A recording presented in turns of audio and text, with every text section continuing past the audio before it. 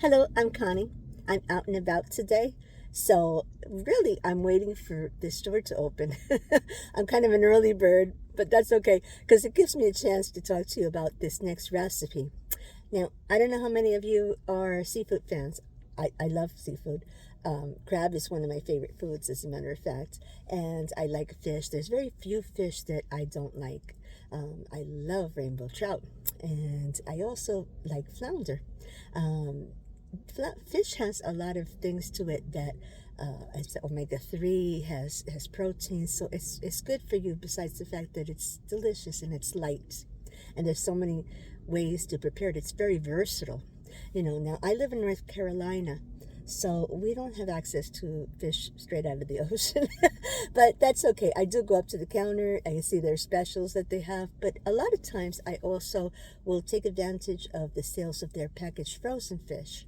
And this recipe I happen to have made with frozen flounder, and it is a recipe actually for two portions because I made it for my husband and I. If you were to double it up for a family, if your kids like fish too, it's really delicious. There's no chemicals, it's just the fish and the seasonings. So here it goes. I'm going to start out with I started really with 5, but I only used 4 cloves of fresh garlic. You chop them up nice. Now you can use the powdered garlic, the ground garlic rather, but I used the fresh and the flavor was very good in it. I added that to about a half a cup of Italian style breadcrumbs. And to that I also added, I used the packaged about more or less like half a cup also of Parmesan cheese. If you use the fresh that you shred up yourself, that'll even be more delicious, but I used what I had on hand. To the breadcrumbs, I also added some salt and pepper and mixed it up nice so that your garlic and all your seasonings are well distributed. I defrosted the fish according to the package, which was for 24 hours in the refrigerator. And then you dredge your fish in the mixture of breadcrumbs and garlic and seasonings and really press it on well.